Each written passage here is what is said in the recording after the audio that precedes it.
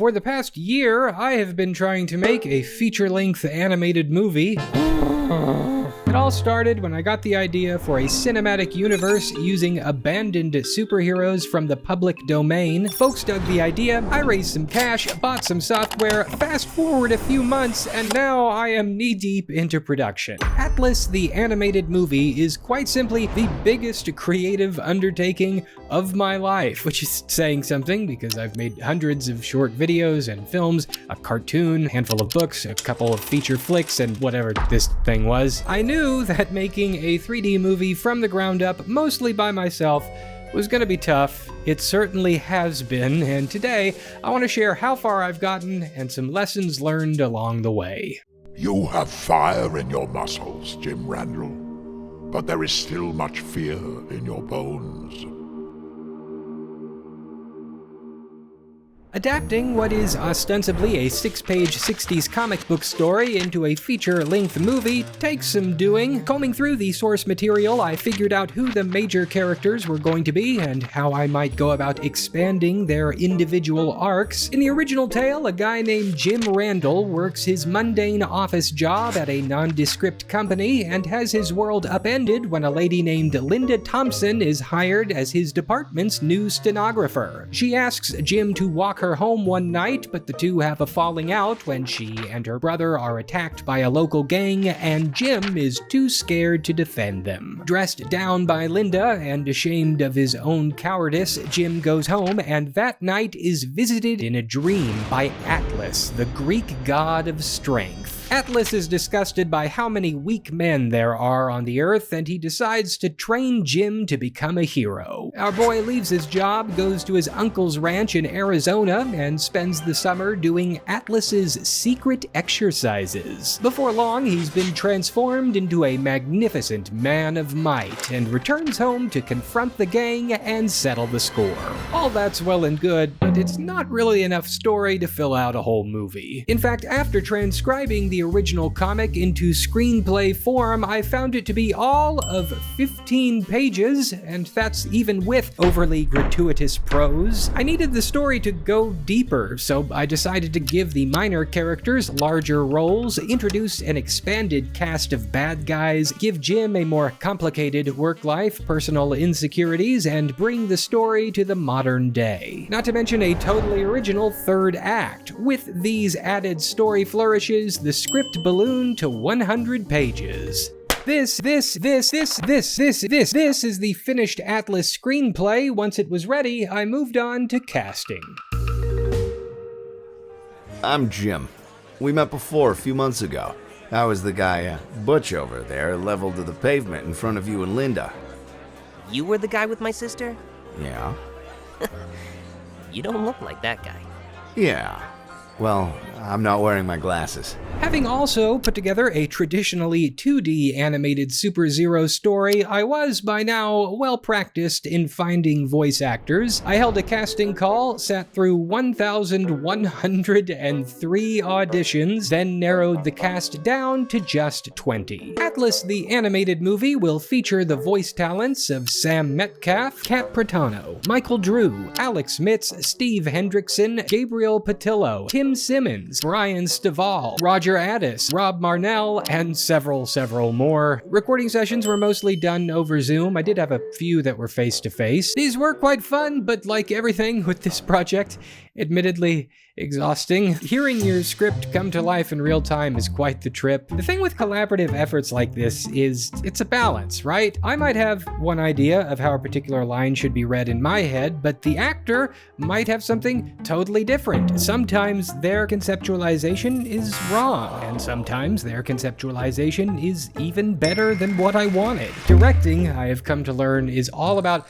finding the harmony between these two visions. It's this constant push-pull of going line by line, beat by beat, and finding the character together. Everybody did an awesome job, and I cannot wait to share their talent with you. So, with over 20 hours of recording sessions in the books, I started cutting the various performances together. You see, before animation can even begin, you've got to get a sort of temp track down with placeholder dialogue, sound effects, and even music to act as a reference for the visuals. Cue many months of splicing together different takes, timing the scenes out, meticulously building each moment from the ground up. Along the way, I found a composer whose music seemed like the perfect fit for the vibe that I was going for, named Garrett Radke. I reached out to him and commissioned some custom tracks for the movie, featuring an awesome original theme song. Thank you, Garrett. Combine all of this into temp track audio that ended up being about 110 minutes in runtime. But I knew that a lot of that was going to end up getting cut later on. It's just about getting a starting point, a general idea for the pacing of the film from which you do later story consolidation and improve the overall flow. With makeshift audio in hand, I grabbed my tablet and began drawing out the movie's storyboards. You guys ever see those like big budget movies with their beautiful fancy storyboards that are total works of art that like belong in museums and art galleries long after the film has been released? Mine are not like that. I draw stick figures, sorry. For the production of Atlas, practicality is key. I'm not looking to sell art prints of storyboards. I don't need to waste months and months of production time trying to make them look good. For this project, storyboards are nothing more than reference material to help me block out the different scenes with characters, locations, and props. On low-budget productions like this, the chicken scratch you see on screen will do just fine. There were a lot of different angles and shots for this movie, about 999 to be exact, and after drawing them all out, I then matched them to my sound mix to create an animatic.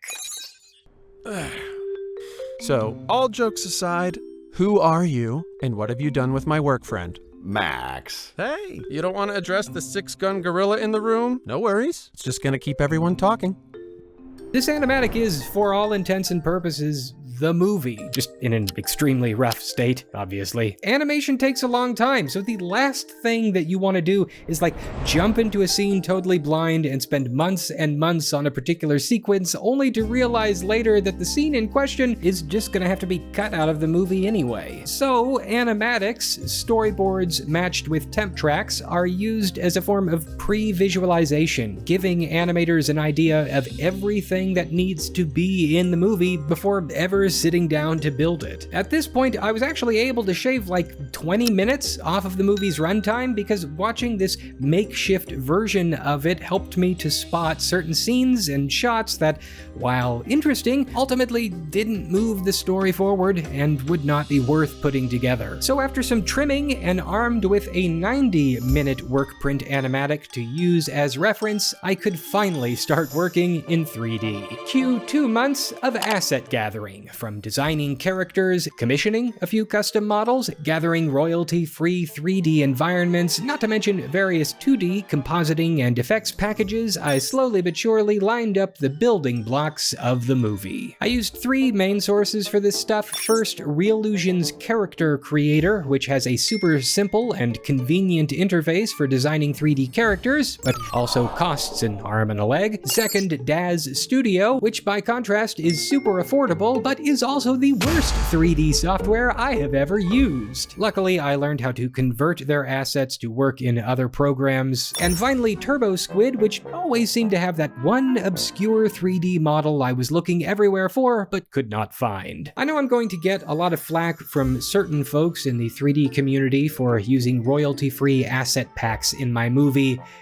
I don't care. I am a storyteller. I do not have the time, the budget, or yes, even the skill to build every single model in my movie from the ground up. And interestingly enough, neither do live action movies. They purchase pre-designed costumes and props all the time. I'm doing the exact same thing, just in 3D. If this makes me look like some kind of phony in your book, cool, dude. With characters and costumes and props and environments gathered, it was time to start animating. Good! I have given you the strength of giants, mortal. You are no longer as other men. You will use these powers in my name and go forth to war on evil. Low-level thugs won't make a dent in the big picture. Those rats are but the beginning. A warm-up in our plans. I'm still one man. A strong man, yes, but if I can't even convince one kid to leave a life of crime, I'm not sure how good I'll be to the rest of the world. If you cannot convince him with words, show him with muscle. I ultimately decided to go with two main animation programs, Reallusion's iClone and NVIDIA Omniverse. Yes, I know about Blender. I know it's the greatest thing ever. That interface, I cannot figure it out. I'm trying. Though it is fairly underpowered compared to other applications in the 3D space, iClone has basically all I need: the ability to work with 3D characters in an easy-to-use interface, with the option to later port everything to a more powerful rendering engine. With 999 different shots I have to create, I leapt into the project headfirst, and boy howdy has it been the experience. I soon found myself growing beyond the out-of-the-box animation presets, acquiring a motion capture suit, and building my own rudimentary virtual production stage. I have spent the last year learning by doing. Dynamic hair and clothing, spring effects, particle systems. I have had to learn the ins and outs of facial mocap, body mocap, and how to fine-tune blips and jitters. There are quite a lot of these. The Rococo performance capture suit I purchased is a size too small. I did not realize this until after the 30-day exchange policy had expired. You guys, this has been such a huge problem. I can't even. With reckless abandon, I fired up my virtual stage and began to act out every single moment of the entire script. When you watch a scene of Atlas, every single character you see will have been physically performed by me. I had to learn to lip sync every character's dialogue so that my mouth movements and expressions would match the voice actors, not to mention punching, kicking, and falling my way through the various action scenes. Hours upon hours of performance capture and by-hand corrections to get things right. Tons and tons and tons of trial, error, and computer crashes for 999 shots. It is a lot of work, and it is a lot of stress, but it is also a lot of fun. And it's not perfect by any stretch of the imagination, believe me, I understand that. But with every single shot that I complete, I learn more and more, and slowly but surely, the movie gets closer and closer to reality. I had originally wanted Atlas to come out this year, but after we hit our stretch goals for the expanded version of the film, coupled with me juggling heart failure, I've decided that I need to move the release to next year. I want to give you all, I want to give you a fun experience, right? And I want to take a few more months to spruce up certain sequences and give the whole thing an extra coat of polish. We're getting there. We are getting there. We're making progress, and I appreciate so much everybody's patience. I get comments on my channel every now and then that are basically like, why? Why do this? Why work so much on something like this, especially if at the end of the day, the audience for it is minuscule? Because it's fun to try things. I know that there are a lot of viewers who would love nothing more than if this channel was just a bunch of useless information videos. And you know what? More useless information is on the way, but if that's all I did, it would be totally unfulfilling to me creatively and not how I would want to spend my time. This stuff, telling stories, even seemingly ridiculous stories, and learning skill sets and interesting ways to bring stories to life is fulfilling.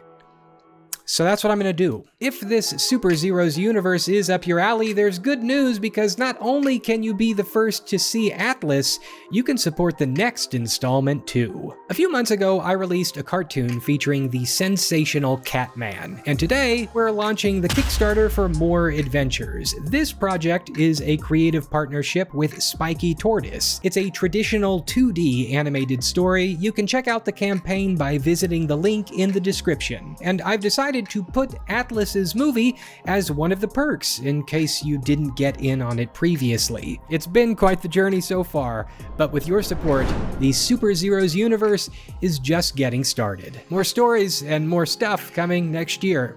I'll see you soon. This video is sponsored by Squarespace, the all-in-one platform to build a beautiful website. They've got everything that you need to get online. Start with one of their best-in-class website templates, and then use their new Fluid engine to customize it just the way you need. You can use their member areas feature to host exclusive video content, and as always, if you've got something to sell, their online storefront makes it easy. Head to squarespace.com to start a free trial today. Then, when you're ready to launch your site in full, go to squarespace.com/AustinMcConnell and you can save 10% off your first purchase of a website or domain. Jump in the